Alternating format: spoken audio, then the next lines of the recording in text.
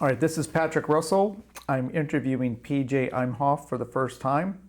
This interview is taking place in Pensacola, Florida on November the 10th, 2022. This interview is being conducted by the Making History Project. How are you doing today, PJ? Just fine, sir. All right. Thank you. Let's start with some basic info. So when were you born? October the 25th, 1938. All right, and where were you born? Lebanon, Pennsylvania. All right, and did you grow up in Lebanon? Yes. And describe it for me. Tell me a little bit about it when you were growing up. It was mainly a steel town. Bethlehem Steel Plant was there. People were very friendly. Just had good times. What's it known for, that steel plant? Steel and also bologna. They made Lebanon bologna there. Okay. And how big was your family when you grew up? I had six, and not counting my mom and dad. All right, 6 brothers and sisters? One brother, 4 sisters. Oh, wow. Okay. And where were you in that? Youngest, oldest, or in the middle? Second from the oldest. Okay. And what did your mom and dad do? My mother was a homemaker. She worked at Hershey Chocolate Factory for a little bit. She also worked part-time, not part-time, a little bit for the governor of Pennsylvania as a cook for both the Democrat governor and then Republican governor. My father worked on the railroad, Cornwall Railroad. He was a brakeman. Okay. Brakeman / conductor. All right. And where did you go to school? I went to St. Mary's Catholic School in Lebanon for 5.5 years. Then I went to public school. All right. And did you do any sports when you were in school? Intramural in junior high, high school.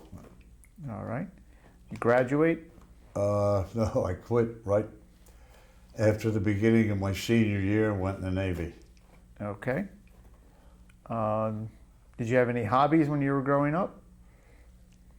Not really, just playing ball with the neighborhood guys. All right. So you told me that you joined the military when you were, how old were you, 17? Just turned 17 about 6 weeks before that. Okay. And why did you decide to join the Navy? Well, problems at school.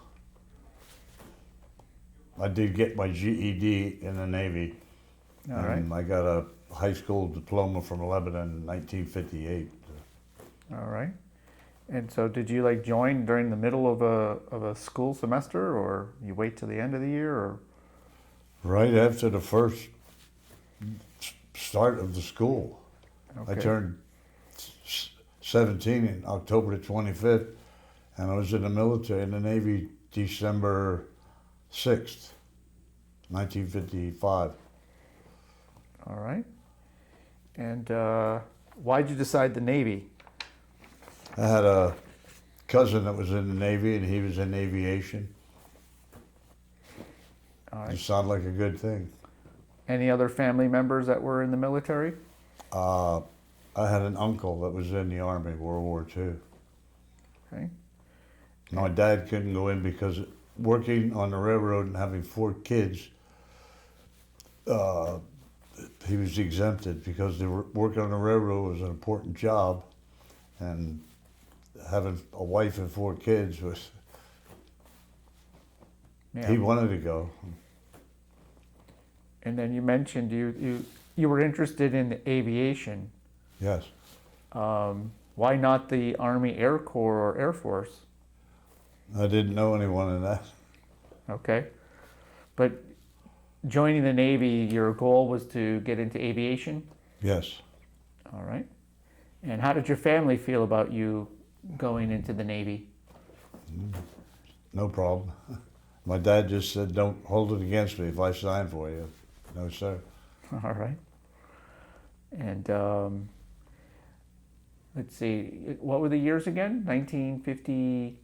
December 6th, 1955, I went in and I retired July 28th, I think, 1975. All right, so you put in 20 years. 19 years, 6 months, but that's what the Navy calls 20-year retirement. Okay. And what was your MOS while in the Navy? I was an aviation structural mechanic. I don't know what that number was, but later on they tagged me with a 8376 and an 8377, which were MOSs for airframe mechanic for a UH-2A helicopter and SH-3A helicopter. All right.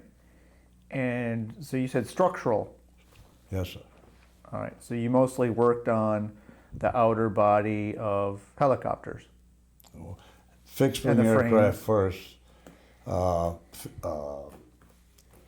Structures, hydraulics, landing gear, control surfaces, everything but the engine and the radios and electrical. All right. And did you go to basic training? Yes, Bainbridge, Maryland. All right. How was that for you? Cold. It's in the winter, All right. but no problem. Well, in terms of physical exertion, you were okay? Yeah. All right. And then from basic training, where did you go? Where were you assigned? I got to go to a school in Norman, Oklahoma. It was called Airman Prep School, and they taught you the basic things of what every aviation rating in the Navy does, plus photographers. And is that where they kind of figure out where your interest lies best? Well, they wanted to figure out what you were good at and what you wanted to do. Okay.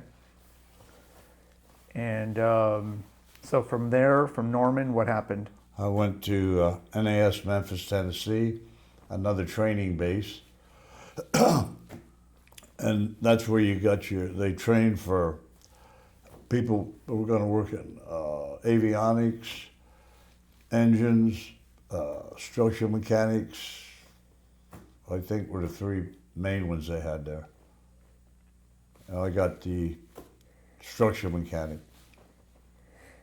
All right, so tell me a little bit about this type of training. Is it a lot of classroom? Is it in the shop? Is it?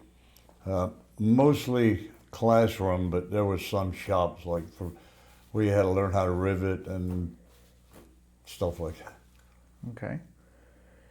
And what happened after that? Where did you go next?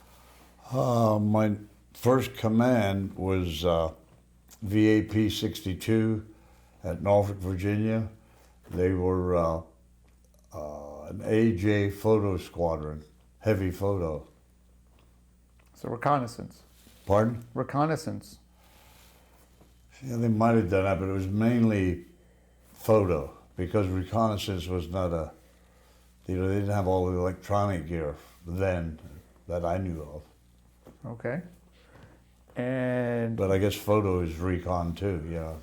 but these are fixed wing aircraft? Yes, All right. Is this long range? yes. The AJ was the first aircraft to carry an A-bomb and be able to operate from a carrier. The last one is over at the museum here in Pensacola. All right. Rusted away, corroding away. Okay. And so what did you end up doing there? Working as they call us metalsmiths. Started out working the flight line where me and another sailor would air up tires, air up struts, fill reservoirs, fill accumulators, just what you had to, we did this every morning. Getting all the planes ready. Yes. Check tires, whatever. Okay. Part of a pre-flight, you might say, but. Mm-hmm. And how long did you do that for?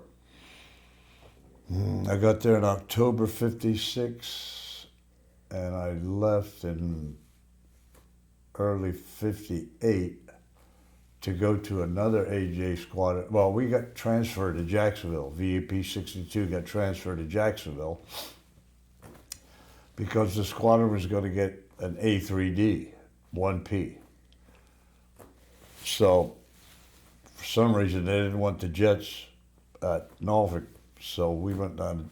We got moved to Jacksonville in late '57, early '58. I put in for deep freeze, and I was ready to go to deep freeze, but then that was canceled because I was assigned to go to this other squadron up Norfolk, just being commissioned. VAH 15. It was a tanking squadron, basically the same kind of plane, but the mission was different. You said tanking squadron?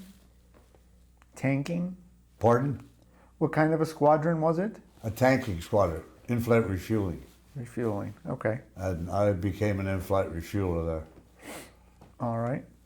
And so is that at that point, that's when you were actually on a plane? Yeah. I flew in the squadron, not as a crew member, just I go fly at night. We also had a Beechcraft and a P2V with cameras. And they go for night flights. I'd be able to get on there. Never did fly in an AJ till my second squadron. All right. Now, are you flying as a primary pilot? No, crewman. Not just as a observer. They put me down as. Got it. Just at night. All right. And so, when did you did you at some point become a full-time crew member? Yes, I was in '58, but I don't remember. I never did get wings, crew members' wings. I don't know if I didn't have enough time or what. And that squadron decommissioned. It was in commission about a year, in decommission because we had a plane crash, and the two engines just weren't powerful enough, and they were acting up on the pilot. And he come down and he crashed into a house, killing 2 babies and the 4 crewmen. And where was this? Norfolk, Virginia. I have all kind of info on that. Okay. And that's the day I quit flying those. All right. And then where did you work next? When the squadron decommissioned, I was transferred to the next hangar, seaplanes, P5Ms, in VP 56, where they made me a Beachmaster. The beach crew, before I got there, launched a seaplane, and they didn't have a tail wheel lock, I guess, just did something, but it swung and the hull went across the lip in the ramp going down into the water. It messed it all up. So the admiral at the wing says, that's not going to happen again. I'm going to put somebody in charge. So they had all second class or above in charge. I was going to P5M school, myself and another metalsmith. They pulled us out and put us in the beach crew. And what does the beach crew do? They recover and they'll launch the seaplanes. They put it in water. You take the beaching gear off and then let him go. Then when they come back, they tie up to the buoy. You send the boat out with a line, he hooks it on, they spin it around, and then put the beaching gear on it and pull it back up. Okay. How long did you do that for? About probably close to 6 months. All right. And where did your service take you from there? Uh, I got out of the Navy September '59, and I worked Bethlehem Steel a little bit, and I didn't like that. But one job I did, but then they put me in another job because they were under a Taft-Hartley Act that they had 90 days to figure out this strike before they could go on strike. Man, they were stockpiling steel like you wouldn't believe. And I was at the yard in the mill, great job. But then they didn't have any place to put all this steel that they just stockpiled, so they sent me to the galvanized department, and that's awful. So I quit. And then I went to the reserves, and I worked in the reserves for 90 days, active duty for training, and they wanted me to become a TAR, training and administration in the reserves, and it's just a full-time, just like being in the Navy, except you don't go to sea, you just stay right there. But that never happened. They couldn't bust me. I was second class. They couldn't bust me. And I agreed to change to any rate that the Naval Air Reserve had and make second class within a year and a half. There's no way I could do that. So I would finish my active duty training. They released me. I went back in the regular Navy a month or two later. Okay. And when you go back in, where do you end up being assigned to? VP 45, Bermuda. All right. And what's VP 45? That's a patrol squadron. V in the Navy aircraft designation, squadron. V means heavier than air fixed wing, and then the number is the numbered squadron. Okay. So now you're in Bermuda. What was that like? Great. All right. And what are you doing? What's your assignment there? I was working in the shop, metal shop. So you're basically doing the same thing that you did before you were in the Navy? Basically, yes. But it's also seaplanes. So. Okay. And are you being able to get up in the air at any time? Are you going out as a crew member? No, I don't think I've flown in a P-5M. I know I didn't fly one of them, but I might have flown in a plane, anything, just going out of Norfolk up for a weekend up in Pennsylvania. Okay. And how long are you in Bermuda for? 2 years. All right. And anything happened during those 2 years? Yes. The crash. Tell me about that. What was that? Pardon? Tell me about the crash. What is the crash? There was an operation going on, training operation called Fish Play. Our crew 3, was not in the operation. We were just a standby or ready crew, something like that. And we got called out 1, 2 o'clock in the afternoon to go out and find a Russian trawler. So we went out, found the trawler, took pictures. We're coming back in. You're on the plane. Pardon? You're on the plane this Yes, time. yeah. Okay. How often had you gone out on the plane doing this type of stuff? I don't know if I was ever in an operation, but it doesn't matter you're just flying. I don't know how many months I was flying. When you're on, what is your role when you're on the plane? I was in training for second mech. That's the second guy under the first guy under the plane captain, who is the flight engineer, crew chief, whatever you want to call him. All right, so you're a second mechanic. So what are your responsibilities? Wow. The same as the plane captain's, if he's not there or doing something else.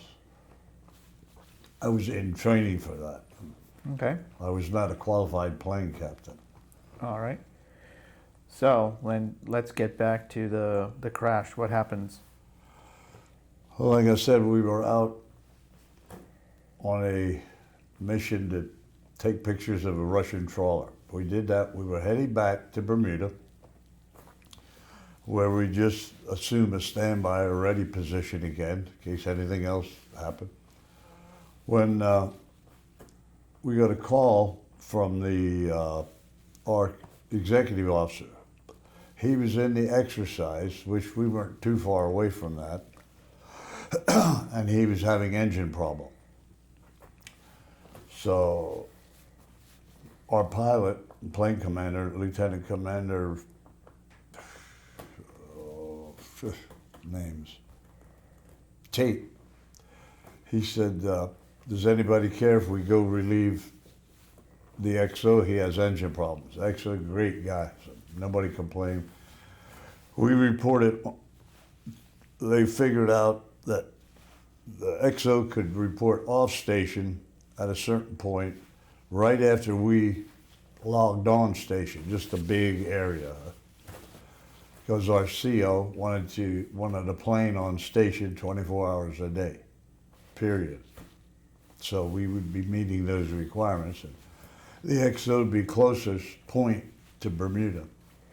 And We got on station, and maybe 15, 20, 25 minutes later, we just had problems. All of a sudden. We were low, maybe, I don't know, it's at 600 feet, something like that. what do you mean by on station? On station is within the boundaries of the Operation Fish Play. I don't know if it was a square, a rectangle, a circle. All right, so And you were all within a designated area. Yes. And all the ships and planes involved have to stay within the war games type thing. Okay. All right, so you're what happens? First sign of trouble, I was just eating. I had just watched the fuel panel and gauges. The plane captain came and said, hey, I'll take over, you go get something to eat. He had just eaten. So I knew the status where we were to get down to single engine weight. So I got a sandwich, beautiful steak sandwich, and I'm sitting there right there by where the plane captain is, eating my sandwich. I'm in front of a radar. And all of a sudden, the radar just lights up and it just goes dim. So, and the plane captain at the same time threw the headset off and just took off. Well, at that time, I didn't have a headset on. I didn't know what was going on. And so I threw my sandwich in the trash can and went over to the flight engineer position and put the headset on. They had a fire. And the plane captain, or second mech's job when he's in the plane captain position, goes to the scene of the fire. So there's a fire in the plane. Yes. What type of plane is this? A P-5M, big seaplane. Okay. The last one in the world is over at the museum at Pensacola, Florida, the National Naval Air Museum. Anyway, there was an AC power failure also, and the fire was in the electronic compartment, just one level below us.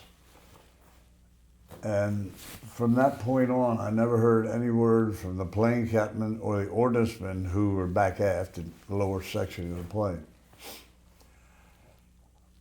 Well, the pilot said, he's calling the flight engineer position. He said, I'm having a problem with this number 2 engine. I looked up, and he's moving the mixture on number 2 engine, the starboard engine, and his RPM is staying the same. Whoa. So I looked, he said, what's going on? I said, I don't know, sir. I said, Dunaway's down below, the plane captain. And I'm not a mechanic, engine mechanic. So I said, I don't know, the plane captain's down below. And I looked the gauges over, and there's 0 oil pressure on the number 2 engine. I said, 0 oil pressure, number 2 engine, cut it. He told the co-pilot, Lieutenant Hofstad, very smart individual, look at that engine. Well, he looked at the engine, and he said, it's got a weird color like it's about ready to combust. So he said, okay, feather it. So the co-pilot feathered the engine, and I was there at the fuel panel. I secured the fuel to that engine. When you say feather it, that means what? Pardon? When you say feather it, what does that mean? Oh, change the pitch of the prop so it doesn't grab anymore, the air. And then we were shut down and under normal circumstances. Okay. So then the pilot said, flight, what do we do to get on a single engine weight? Because we were above single engine weight. So I told him, drop the Bombay tank. Because when I was up there, you put all fuel in the Bombay tank as soon as you can, if you have one on board. So you can release it and get on a single engine weight now. Otherwise you have to send it on a dump tube, which would take a long time. So he said, okay, so we had problems. They asked the co-pilot about the switches for the Bombay tanks. And he did it, and somebody said, the Bombay door is open, but the tank didn't drop. Now we're single engine, no flaps, doing about 130 knots, and we're overweight. Now, and with the doors open and the tank not dropping, that's more drag. And I don't remember how low we were then, but he said, the skipper said, pump those doors. They tried all the different ways to get the Bombay doors closed. The navigator, to get the tank to drop. None of them worked. Why? I don't know. Anyway, they said, get those Bombay doors closed. But you could, in the after station, you go, there's a hand pump. You shut one valve, open another, you can pump and close. I told the whole crew, enlisted crew, how to do that about 2 weeks before the crash. Well, I don't think that the people down below had headsets on, so they didn't know to go do that. How many people are down below? 2, I believe, maybe 3. The ordnanceman and the plane captain. I'd have to stop and count the people on the flight deck, but one of the head electronic technician went down, and he saw that the ARC 25 was hot, and he unplugged it.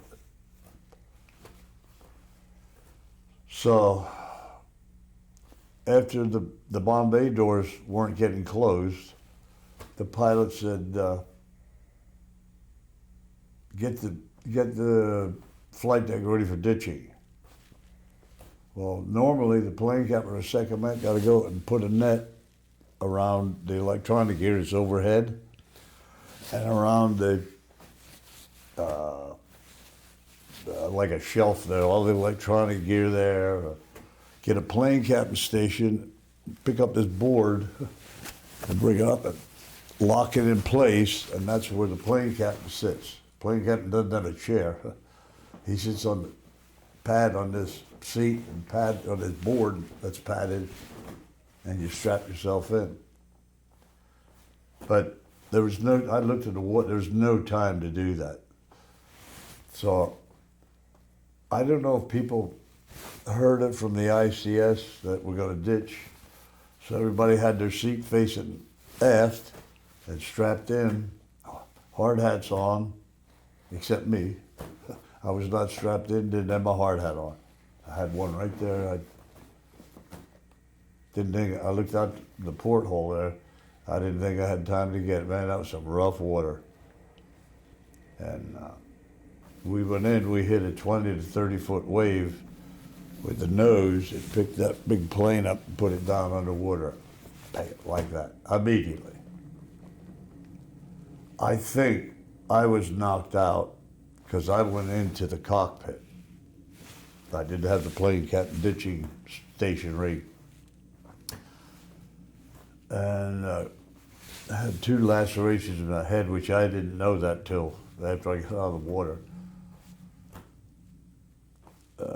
It's just, I did not know who I was, where I was, what I was, but I knew I did not belong there and I had to get out. I did not recognize the plane at all because it was upside down and stuff strewn all about. So I looked, there was an opening and I went through.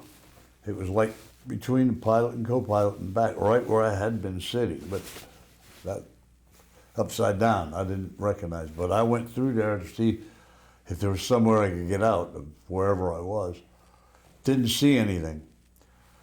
There was an emergency hatch over against the bulkhead, but it was upside down. Different, didn't know where I was.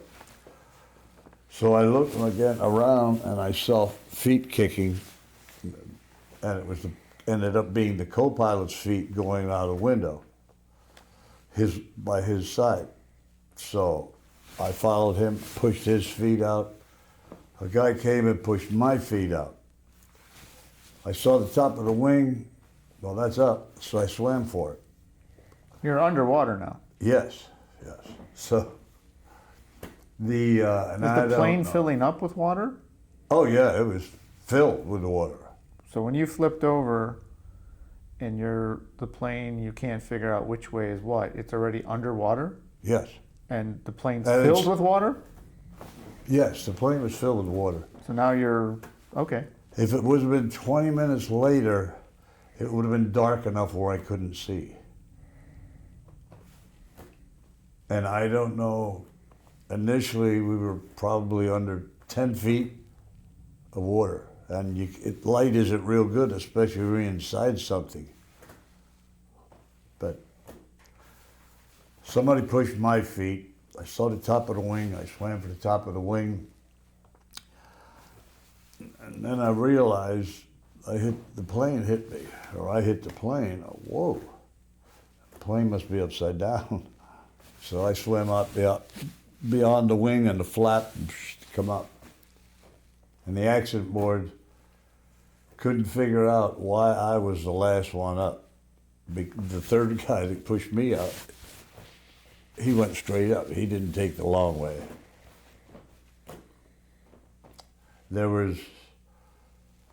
We got up to the water, up to the surface, I did, and I saw these 2 guys. Their faces were white as sheets. And I thought to me, I got to get some first aid. They're in shock. Well, mine was probably just as white. What time of day was it? It was after 6, I believe, but it was almost dark. And the water temperature? I wouldn't, not hot or cold, just. It's Bermuda. But the waves, 20 to 30 foot, just going up and down. My life vest, I didn't realize it right away, had a hole in it, and I told the pilot, he said, "Nah, you just think it is." So I used my inflation tube, blew it up, and it was good. But my straps were all broken, and it was hanging by my neck.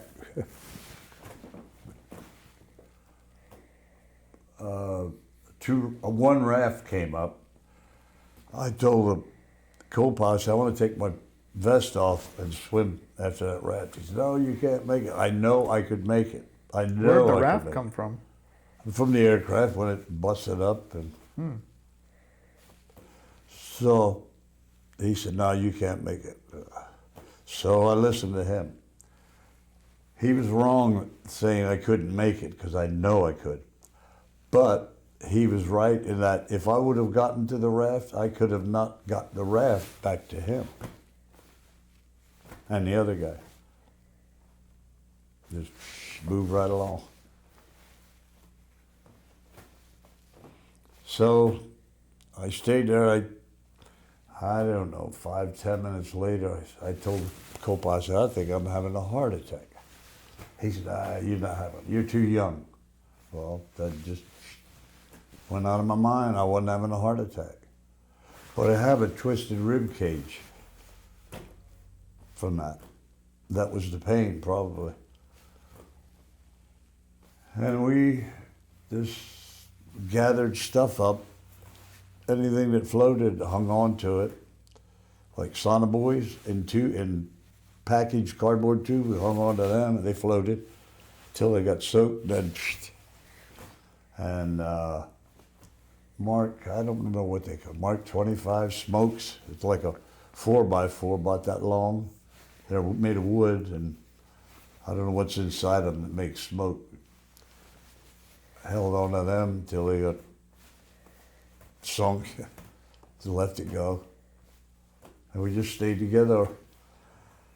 At night, you would not believe the stars at night, because there's no light to interfere with your view. It's beautiful. But there's just 3 of you so far? Pardon? There's only 3 of you? Yes. There was 7 killed in the crash. All right, I don't still wonder why I didn't try to go down and see if I could get somebody out, but I would have had to take my vest off because I inflated it when I came up. But then we just went up and down all night. The plane, I don't know, finally sunk. We drifted off somewhere, I guess, not far. But somebody said we drifted about 20 miles till the next morning. But we saw some shark fin, big black shark fin. Oh, just cutting through the water. Whoa. That doesn't make you feel good. But then after a while, you don't see, keep looking, you don't see any. So then, that's... How old are you at this time? 22, almost 23. The accident was September 22nd, and I would have been 23 on October 25th. So is it safe to say you're pretty terrified at that moment? You're in the middle of the ocean at night? There is no word in English, or I don't think in any language in the universe that can explain the feeling that I had from the crash to the time I was rescued.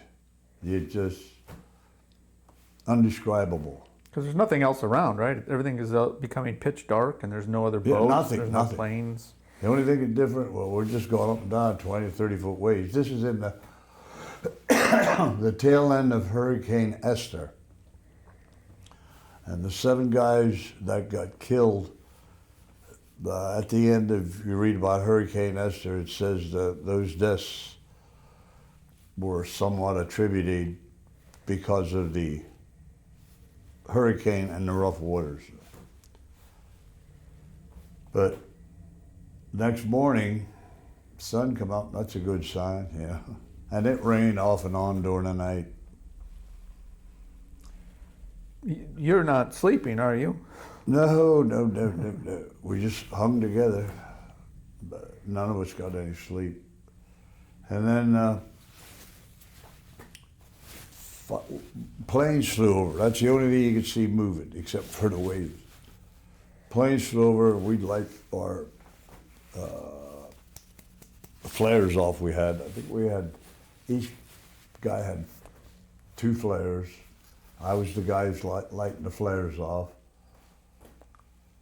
Plane never came around again. They just probably civilian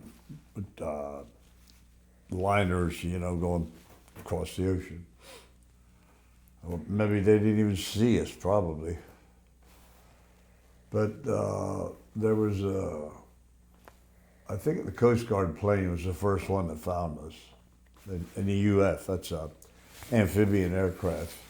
But he didn't land because the water was too rough. He kept flying over and over and over. This is light. And then the ship showed up. We saw the ship and we waved and splashed. Now we couldn't see the ship all the time, and because it's going up and down, and we're going up and down, and so finally we heard a blast from the horn. That they spotted us. So that must be the opposite feeling of terror at that point. must be, The opposite feeling of terror now that you were found. yeah. Well, it's a great feeling when you see a light in the sky moving across. And, we can, but they can't see you. They're flying 20, 30,000 feet. They got to be looking down, first of all. They never saw us. But yeah, it was a good, and the ship came close.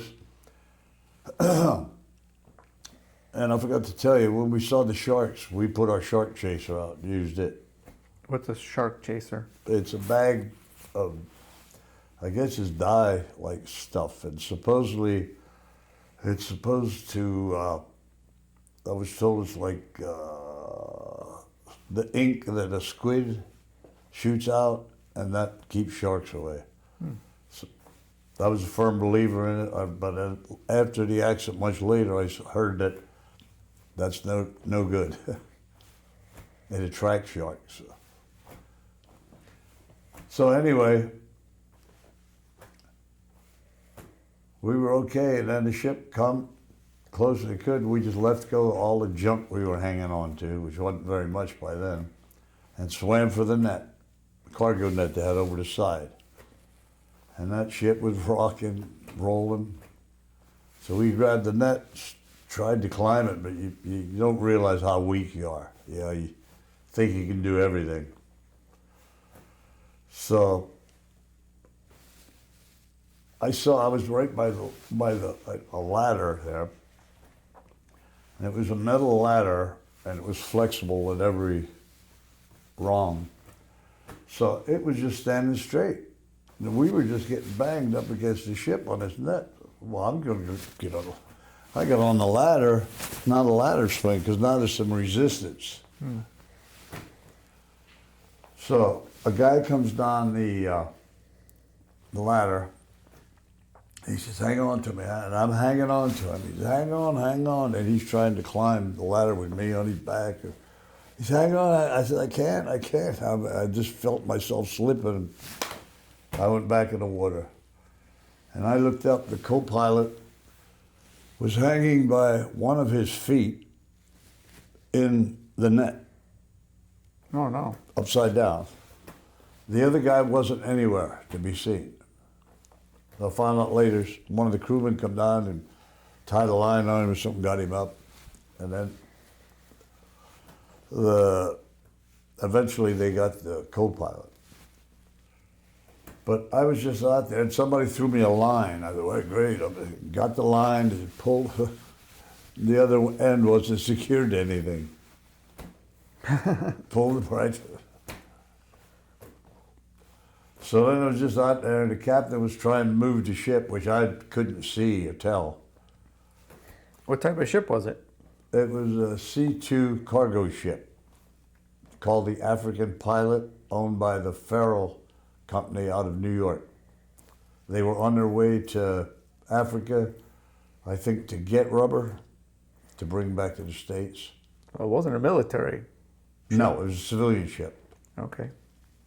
Were they instructed to go find you by the Coast Guard that was flying overhead? The Coast Guard notified them 1 o'clock or something in the morning. I think it's on that story that I gave you to read. The captain of the ship wrote what time and all. And they started going to the area where they were supposed to go, where they felt we might be. And then the Coast Guard plane was flying over. And I was the only one in the water, and all of a sudden, bam, I got hit on the right side real bad by something like I was in a grocery store and somebody just running right past me, really. Would have knocked me down if I was on the ground. So I wanted to turn around to see what it was. So I looked, and my dungaree shirt, I didn't have my flight suit on. My dungaree shirt was ripped. Then I could see blood. Whoa, something bit me, and that's what I felt. So I put my arm up like this and just kept going around in circles looking what bit me. And occasionally I'd see a shark and I'd kick at him. And he'd turn real fast. I'd keep looking and looking. So finally, I don't know, I think in the report, the skipper of the ship said 5 minutes. He launched a lifeboat and risked losing it because he wasn't sure they could get that back up. But they came around, I saw them at one time coming around the bow of the ship. And man, I'm just looking at sharks. All of a sudden, Was it a shark, one shark, or more? I don't know. I mean, just if I see a shark, like I told the guy, I didn't have time to number them. You know. Anyway, he didn't come around. I didn't see any. I thought, well, that's a relief, you know. But who knows what a shark's going to do? So I'm paddling around, and I think I was about ready to doze off or just give up or something when I heard it say, grab the hook, grab the hook. And I looked, here's a boat right here from here to the wall away, and a boat hook there. So I grabbed the hook, put this hand out. They pulled me up, I hit the boat. I mean, they were anxious to get me out of the water. They grabbed me and just picked me up like this and brought me down the boat. Man, I was like a cat when I got on that boat. I wasn't going anywhere. And I was so messed up. I sat in the middle of the boat, and man, it's all a little, I don't know how many feet long. It was going crazy. And I told the coxswain, I said, don't worry, I'll shift my weight, you know, the opposite way that we're rolling. My weight didn't mean anything in that boat, but. How long had you been in the water at that point? 12 and a half hours. And your other two guys got out up that net. Yeah, Okay. they got them off. We come around in the lifeboat to get, you know where the davit is? On a boat, a davit is just a thing that has, look like two upside down J's that have cables going to them, and that's, the boat is there, and that's what lifts the boat up and down. So we come around, and they hook the things up, and I mean, we're going up and down. The ship's right there. Now, once we get the cable, they run them up, and the rear cable came loose. So now we're going like this, whoa, whoa, whoa. So they finally hit the release or something, and down we come.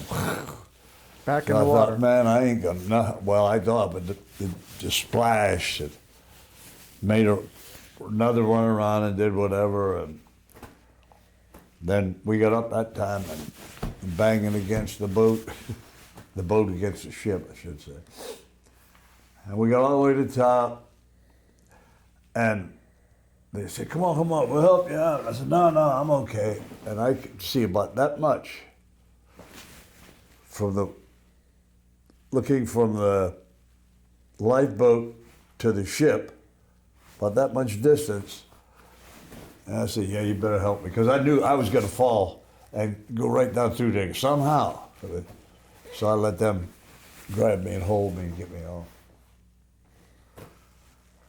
They got me, they took me to sick bay. Oh, we passed a water fountain. Oh my God. I was not thirsty this whole time. Bam, man, I latched onto that, put my arm around, and I was drinking that water, and they had to pull me, 2-3 guys had to pull me off that water fountain. I was just loading up with water. Does the Navy teach you how to survive in water with sharks? To a degree. What did they teach you? Pardon? What did they teach you? Well, you take your dungarees off, you tie knots in the legs, and you fill them full of air, and that you can use those to float on. Don't drink salt water. No, I can't remember anything other than that. But what about specifically how to fight off a shark? No, there's no. They don't teach you That's anything not going to like that? happen. I mean, Okay. it's Other than the shark chaser. yeah. Well, you learn that in airman prep school. You learn the survival stuff. Shark chaser, the flares, breathing tube, light, how to. You had CO2 bottles. That's how you can inflate it, or you can inflate it manually. But very basic stuff. All right, so they drag you off of the water fountain, and where do you go now, to the They took me infirmary? through the galley, and I didn't want to go through the galley because you don't go through a galley when you're dripping wet and dirty. Well, they picked me up and took me sick bay. Took what they called a sick bay. It was just a room. They took my clothes off and put me in a bed. And they had hot towels in a vat that they make soup in. They put hot towels in there. They brought them out, wrung them out a little bit, bring them in, and put them across me, my body, because I started shaking. Couldn't stop. So the doctor come in. They kept the towels would drop maybe 10 degrees. They'd grab it, put another one on. So not the doctor, the chief engineer was the head medical guy, I guess you call him. I don't know if he had training or not. He said, "Hold your hand out." I put it up. I didn't know what it was. He just filled it up with pills. He said, "Eat them. Chew them. Here's the water." Meantime, I said, "I want some water." And they got me water, coffee, tea, anything I wanted, just whatever they brought, no matter how hot or how cold it was, right down. Bam. Hold your hand out, more pills. I don't know how many hand pills. I found out later when the flight surgeon came aboard, when we got to Bermuda, that he told the flight surgeon, he says, the only thing I gave him was, I don't know how many handfuls of penicillin. He said, "I don't hope that's not going to hurt him." He said, "He might not do him any good, if he ever has to take it." But I never had any problem with it. So the other two guys were asleep. We were on the same room. Then they said, "You got to get up, take a shower. We're going to eat." I didn't want to, but they talked me into it. I got in the shower. Oh, did I burn from that salt water and the open scrapes and scratches and stuff of being against the ship. Oh, that's something else. Oh, I didn't tell you about the shark. But again, I didn't see the shark before the boat came. And all of a sudden, I felt pretty good, like, hey, he went away or something. Right in front of me, he breaches. His mouth is going like this, right here. Well, Like what do you do Jaws. for that? I mean, they say, well, you hit him on the nose. Well, I went to hit him on the nose, and my hand, with a fist, my hand slid down, and I cut a tooth on his lower jaw. I had a small L cut there. And I had the bottom jaw here when the shark hit me, and the top jaw that scrapes on my back. So in the report, it says that the shark bit me 3 times, only once. That's enough. So anyway, I slid off, though that didn't work, and he's still in the water going like that. I see his gills. I reached my hand up, left hand up, as far as I could, up in his gill. Felt like a chicken. You get a chicken, sort of meaty, feeling fleshy. And I just yanked as hard as I could, man. He took off. And then not much later, the lifeboat came. But I wonder now, when he breached, did that shark mean to say, I'm sorry, I thought you were something good to eat? Or, that was just, now I want to show you what I'm going to do to you. I could see every tooth in his mouth. I'm trying to find out how big a shark it was. What was more frightening? The first event of being flipped over upside down in the plane and coming out, or dealing with the shark? I don't know, it's just one total continuation of being in shock. Just, I don't know how you would judge.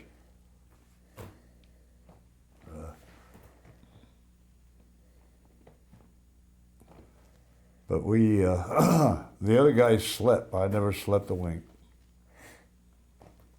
With the flight surgeon, we went to Bermuda by the Air Force refueling piers. They didn't go in. The captain of the ship got permission to go in by somebody, and and they didn't go in. They sent a small boat out to get us. It looked like a little private boat. Had a cabin on it, and we get on that and come back in. The XO was there with a car, with the captain's car of the base, 59 Chevy. Wow, that was the car in Bermuda. And we went to the base, went to sick bay. I don't remember what they did there, but they gave me the doctor, I was in good contact with him. I think he might have died. I hadn't tried to contact him lately. He told one of the corpsmen, take me down to the barracks where I lived and give me this pill when I'm in bed ready to go to sleep. And then stay there till I fall asleep. So they didn't want me talking, looking, doing anything but sleeping. So he did. I took the pill, closed my eyes, I go to sleep. Now this pill's one that knocks you out.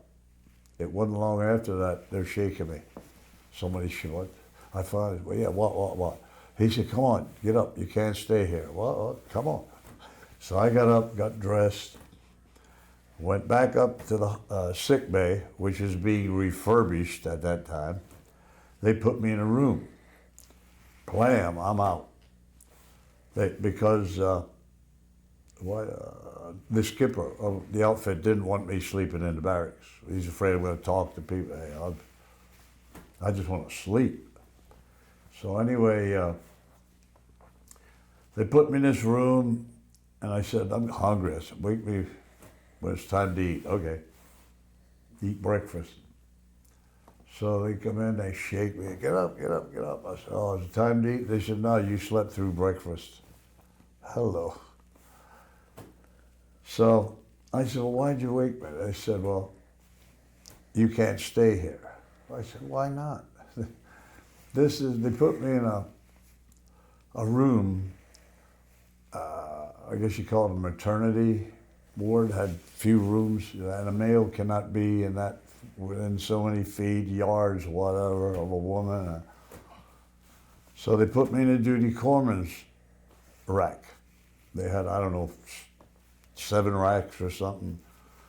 Well, I'm in there, and they come and woke me up. I said, is it time to eat? They said, no, you slept through dinner.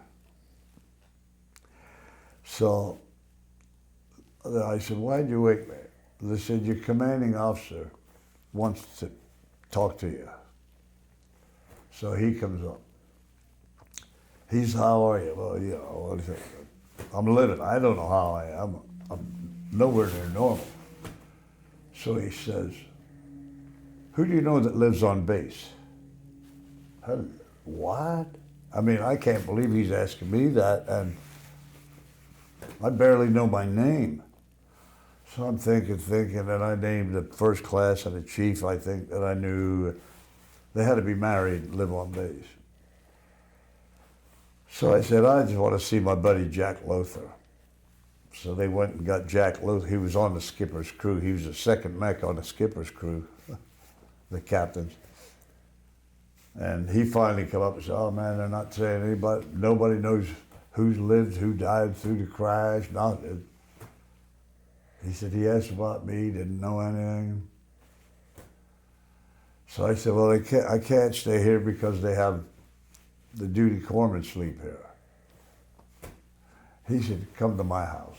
So I told the skipper next time I saw him, I said, "Hey, I'd like to go to Jack Luther's house." He said, "Okay." So I went to Jack Luther's house and recuperated. And I went back to work, but it wasn't going right. I don't know, it's hard to explain. But I ended up going on Christmas leave back to the States. And when I went back, they had another job for me in being in shore patrol downtown Bermuda. I did that. I was ready to get out of the Navy. I was just fed up with everything. Oh. What happened in terms of not being able to do your job? Not being able? Not being able to do your job. You said you weren't able to do it well after the accident. What was it as a result of the accident? You just can't think straight.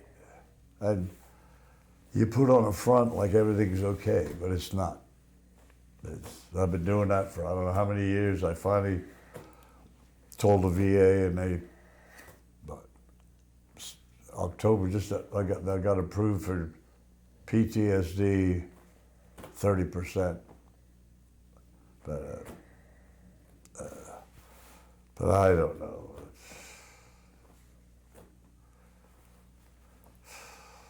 How far was this into your career then? I'm sorry? How far was this into your career? This was what year was this? Was this your like my 15, fifth 16? or sixth year.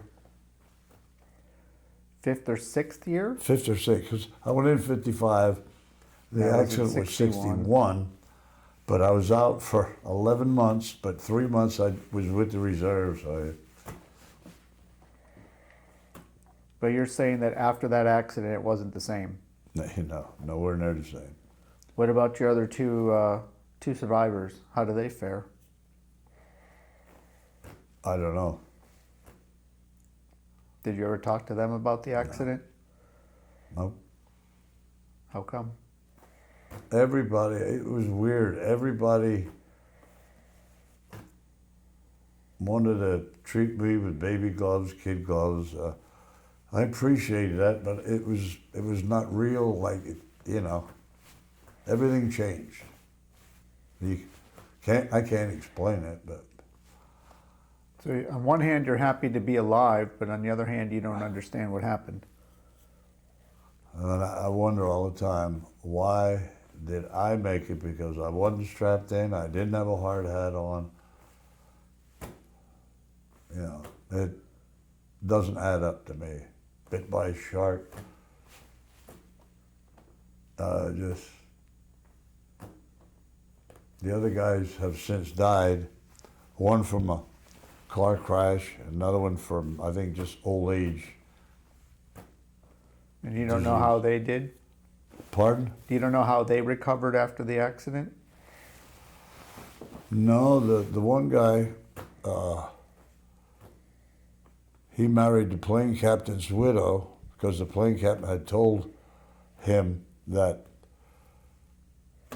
if anything happens to him, you marry this guy, Jack Dockery, which he did, and years later in Bermuda. And then the other guy got out of the Navy. He quit flying. The CO did him bad. He got out of the Navy and went into some kind of business. Very smart guy. That and me. And but you still were in the Navy for another 15 years. Yeah, 14, whatever. So how did you manage all that time? Just put it away. Just act like nothing happened. Did you end up talking to people about it or no? Pardon? Did you talk to people about it? Try to work it I out? talked to a psychiatrist one time. I walked out on him. So I went in there and he come in the office. I said, "Are you a psychiatrist?" He said, "No." So I got up and left. Then he went and had some people go get me and bring me back, and they locked me up in a nut ward, psych ward for 2 weeks.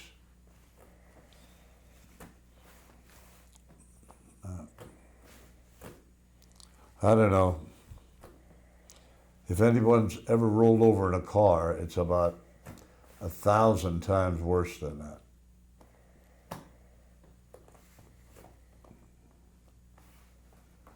Did you have a tough time sleeping after that? Not.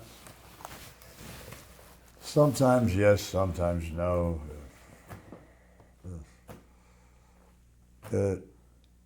You think, why am I still alive? And I really felt bad because I can't remember how many of the guys were married, and I was single. There was, I think, one single guy got killed. 2 single guys got killed. The others were married. Did you feel guilty that you survived and they didn't? Yes, very. And also that I didn't get on to see if I could help get somebody out. Even though it was probably impossible, I didn't realize that at the time. All I could think of was my own hide, more or less.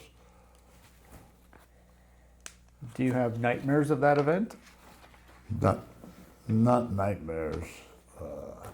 Sometimes I dream about it, but I wouldn't say nightmares. But you relive it?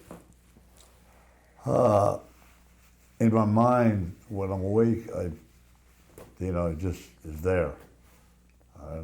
You can't say every day, every week, every year. It's especially around the time in September, around the time of the accident.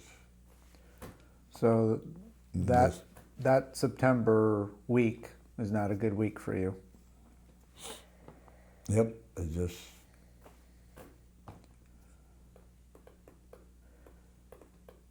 Is there anything that triggers any of those feelings for you today? Well, I'm extremely jumpy. If I hear a loud noise, a door banging, a silverware, a plate dropping, man, I just jump like you wouldn't believe. When the plane hit the water, did it make a lot of loud noises like that? Big clanking? Just one loud, I don't know if you want to call it crash or what, just not like an explosion, I wouldn't say, but just, when you dive in the water, you hear a splash, or it's like that, but 1,000,000 times louder. Do you avoid the water? Not really, but I've never been much of a beach person. What about flying? I did for a while, but I fly again. I flew for the veterans flight. I have 2 aircraft, 2 old aircraft. Okay.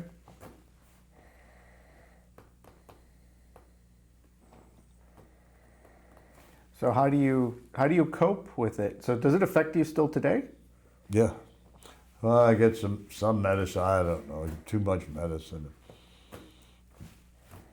It is what it is, and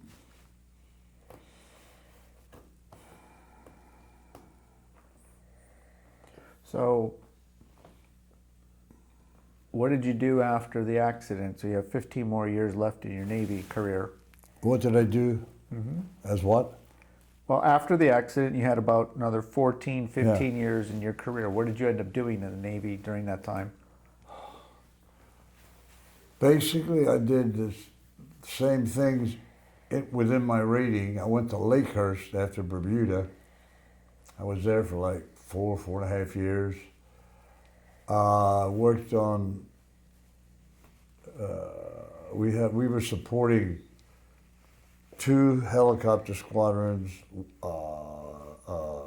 one reserve Navy training unit, and I was just in the shop working, doing whatever. And I guess you didn't enjoy your time in the Navy as much anymore after that accident. Yeah, no, enjoyed the people, but then I got transferred to. I got married first. Right after I got married, I went to sea duty, real sea duty, on a ship. Excuse me, not a ship, but a helicopter squadron that. Excuse me, that goes aboard ship. And that's when I first started helos, working on helos at Lakehurst. So I worked on a different type helo on the West Coast. We went to sea, short cruises, long cruises. I was shop supervisor on and off. Ended up in quality assurance. Well, I was in quality assurance when I was at Ellison too. I forgot about Ellison. I went back, it was a helicopter squadron in California. I went to Ellison here in Pensacola. And I worked in the shop, then I was in quality assurance. And I got transferred again, and I thought I'd get Jacksonville, but I got helos out of San Diego, had to go on one cruise. I had 13 months to do till I retire. I kept the wife and kids here because I didn't know what to do with the house, and so we moved back here. I mean, they kept them here, and I went out there and did my short cruise and long cruise, and come back and retired. What was your highest rank in the military? E6. It's First Class Petty Officer. It's right under Chief Petty Officer. Okay. And then I had no desire to make Chief Petty Officer. I took the test and passed a few of them, but my score wasn't high enough. And then what did you do after the Navy? Pardon? What did you do after the Navy? I worked on forklifts for about 10 years. Then I got a job working on helicopter flight simulators as a hydraulicsman. And I quit that and did some part-time jobs my wife was working, and then I went back to flight simulation again up in Pennsylvania. And my son-in-law was killed in a Navy aircraft accident in the Mediterranean, him and 3 others. My daughter wanted to relocate here, so my wife came down right away and helped her. Then she'd come back up for a week or two, go back down, and help her with the kids. And I worked for about a year. I said, I've quit. They didn't believe me, so I packed up, come down here, bought a house, still here. All right. And you're retired now? Oh, yeah. I worked for Mannheim Auto Auction for 10, 11 or whatever years, retired from there, $60 a month, and I got a $5,000 death benefit. Worked with some good people, and I've been volunteering at the museum since 1998. Okay. And what do you do at the museum? Right now I'm in the library. I was in restoration, and I mainly take care of the machinery in the shop, whatever did need to be done. And what's the name of the museum? National Naval Air Museum. I have a lot of friends down there. I'm also an elk at the Pensacola Beach Elks Club, Elks Lodge. Got a lot of friends there. My wife's passed, so there's different lifestyle, sort of. My son lives with us yet, with me. I have another son that's married, and he has 3 kids. He lives 2.5, 3 miles away. My daughter lives in Key West. She's married to a Navy captain now, who's chief of staff for the Southern Command, some admiral. But there's no telling what's going to happen in life. I think everybody in life is going to have some tremendous thing happen to them that just sets them off course. They said the other day on the TV, your chance of winning the lottery is 1 in so many. They said, I think they said you'd be better off, your chances are better off getting bit by a shark. Yeah. Is there anything that you would like to add that I didn't ask you? No, not that I can think of. How about this? Is there anything you would like to tell future generations? Tell who? Future generations. Just stay in the game, keep trying. Whatever you're dealt with, you got to play that hand. But get interested in something. I was never really interested in anything but sports. I was not good enough, big enough, fast enough. But I tried. Mm-hmm. So keep trying. I'm trying. All right. Well, PJ, I want to thank you for spending some time with me and sharing your story. And I want to thank you for everything you've done in your military service and for our country. You're All right. welcome. It was my pleasure. Very good interview.